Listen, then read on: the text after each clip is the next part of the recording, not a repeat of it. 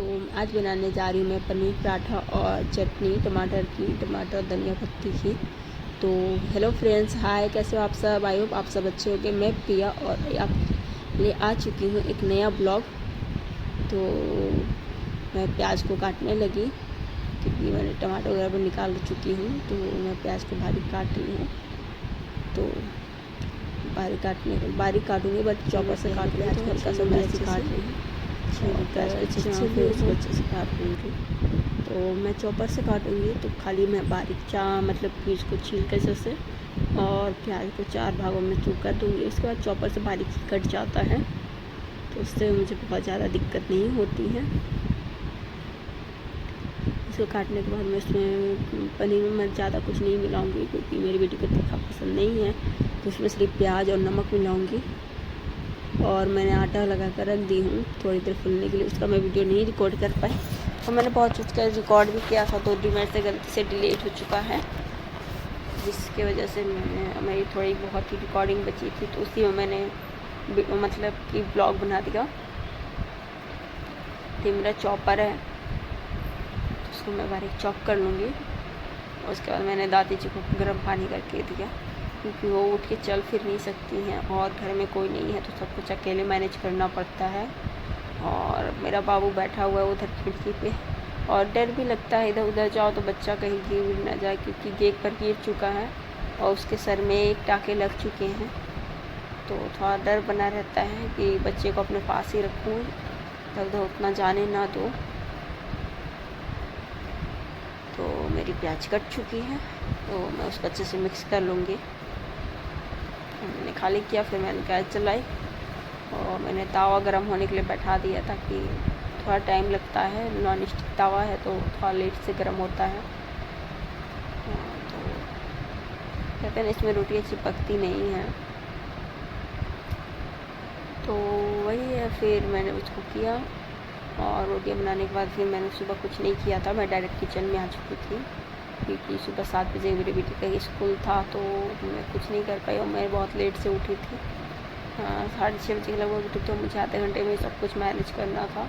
तो मैं किचन में आ गई हूँ। मैं अपनी बेटी को रेडी करके उसको स्कूल भेज दी, लंच वगैरह करके उसको नहला के। उसके बाद मैं कुछ मतलब कि झाड़ू वगैरह की मैं पूजा रूम पोछी, सब कुछ टेबल वगैरह साफ़ किया, क्लॉथ वगैरह। तो मैं इसमें अभी डालूँ नमक।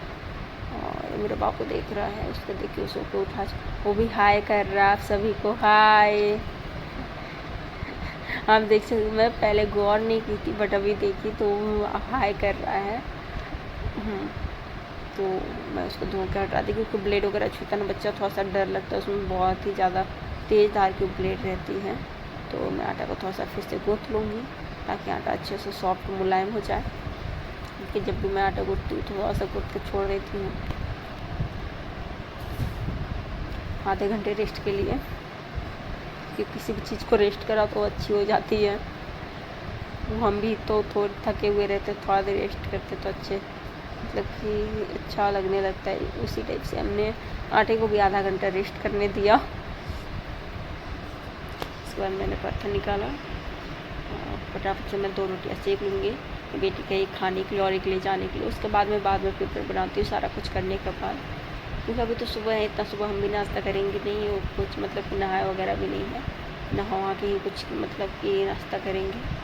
तो 2 रोटियाँ फटाफट से मैं सेक लेती हूँ और अपनी बेटी को स्कूल भेज देती हूँ। उसके बाद फिर मैं अपने काम पर लग जाऊँगी। उसको उठाई, फिर उसको ब्रश मतलब कि ब्रश वगैरह कराई, नलाई वगैरह, और फिर उसको मैं स्कूल के लिए तैयार की। उसने नाश्ता तो नहीं किया और पता है सुबह बच्चे नाश्ता करके नहीं जाते ना, ठीक है, अजीब सा लगता है कि मेरा बच्चा कुछ नहीं खाया है, तो वही हो जाता है। तो उसको फिर नाश्ता करा, उसको स्कूल भेजने के बाद मैं फिर थोड़ी देर रेस्ट करती हूँ क्योंकि मैं बहुत ज़्यादा थक जाती हूँ। जितना काम करने में नहीं थकती ना, उतना बच्चे को रेडी करने में मैं थक जाती हूँ क्योंकि इतना ज़्यादा परेशान करती है ना, कपड़ा पहनने में, नहाने में, ब्रश करने में, फिर मैं बहुत ज़्यादा थक जाती हूँ और फिर मुझे कुछ करने का मन भी नहीं करता। तो उसके जाने के बाद मैं थोड़ा देर फिर रेस्ट करती हूँ। उसके बाद फिर सबके लिए फिर मैं मतलब कि बनाती हूँ, और हस्बैंड बाबू को पहुँचा के फिर चले जाते हैं अपने नहाने। फिर नहा आते तो फिर फटाफट से नाश्ता करते हैं। तो मैं ज़्यादा नहीं, 2 रोटियाँ ही बनाऊँगी। तो फर्स्ट रोटी से का ही रहा है, रोटी बना चुकी हूँ और फिर जाओ लेने जाऊँगी और उसमें पैक कर रही हूँ और सॉस और रोटी तो बैग में अरेंज कर दूँगी। तो देखिए घी की वजह से ना बहुत ज़्यादा धुआं निकलता है, घी तो बहुत जल्दी जल जाता है रिफाइन के मुकाबले। रिफाइन में इतना तो मैंने पानी निकालने के लिए रख दिया और मैं चली गई फिर बॉटल लेने। और थोड़ा बहुत डर भी लगा रहता है कि बच्चा है, इधर उधर कहीं छू छा ना दे,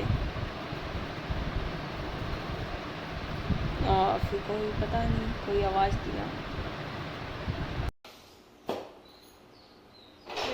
स्कूल चली गई है और उसके बाद फिर मैं आ गई रोटी बनाने। फिर रोटी में सारा बना के चटनी वगैरह पीस के और उसमें सारा कुछ मिक्स भी किया। फिर मैंने उसमें हल्का सा गरम मसाला, हल्का सा धनिया पाउडर, हल्का सा कश्मीरी लाल मिर्च पाउडर सारा मिक्स किया और मेरा फाइनल रोटी बनाना हो चुका है। मैंने कुछ का स्किप कर दिया था और फिर रोटी बनाने का थोड़ा सा किचन को करूँगी। सब कुछ इधर उधर पड़ा हुआ है तो सारे मसाले रख दे रही हूँ जो मैंने डाले थे पनीर में। और जो मेरी रोटी से कारा मैं चली गई टमाटर लेने, क्योंकि टमाटर और धनिया पत्ती की चटनी बनाऊँगी। तो टमाटर धनिया पत्ती को ना ठंडी मतलब कि फ्रिज का टेम्परेचर बहुत ज़्यादा हाई हो चुका था, जिसकी वजह से उसको क्या बोलते हैं वो मतलब कि पाला मार दिया है तो वो गल गया। तो फिर दूसरा मैंने निकाल कर रखा था उसको। तो मैं टमाटर को अच्छे से काट लूँगी और उसमें लहसुन, मिर्चा, हल्का सा अदरक और नमक डाल के ग्राइंड कर लूँगी। फिर हल्का सा सरसों तेल डालूँगी जिससे कि बहुत टेस्टी बनता है। और हमें रोटी सिका चुका है, फिर उसको मैं निकालूँगी तो दोनों साथ में हो जाता है। और उसके बाद फिर मैं नहाने चली जाती हूँ। करने के बाद कि नहा पूजा करती हूँ। आज शनिवार है ना, तो शनिवार को बिना नहाए नहीं खाना चाहिए कहते। पर भी ऐसा होता नहीं है, बच्चा के चक्कर में मैं नहा नहीं पाती हूँ। तो कभी कभी होता है कि मैं नहा लूँ। तो हो चुका है और लास्ट मेरी रोटी बची थी, तब तक मेरे इधर सारा कुछ हो चुका है। तो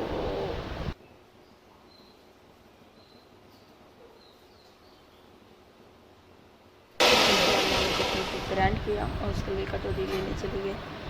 तो कटोरी हल्का सा धोई क्योंकि फिर मेड आएगी तो सारा बर्तन धोएगी। मैंने एक ही बर्तन को धोया, थोड़ा बहुत जितना मतलब कि का घटता है ना मैं उतना ही बर्तन धोती हूँ। और बाकी फिर मेड आएगी तो सारा कुछ करेगी, झाड़ू पोछा बर्तन के लिए मेरे घर में मेड लगी हुई है। तो चटनी निकाल कर गए तो मेरी चटनी बन चुकी है और बाबू भी चला गया है पापा के पास। तो मुझे टाइम मिल चुका है तो फिर फटाफट से नहाने चली जा रही हूँ।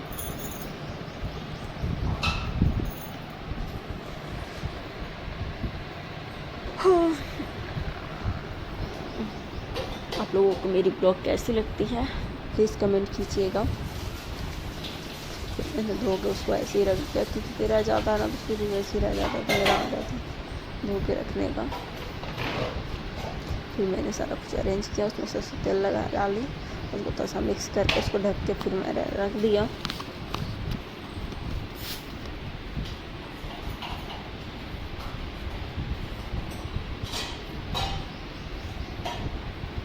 फिर मैं नहा के आ चुकी हूँ पूजा घर में पूजा करने के लिए।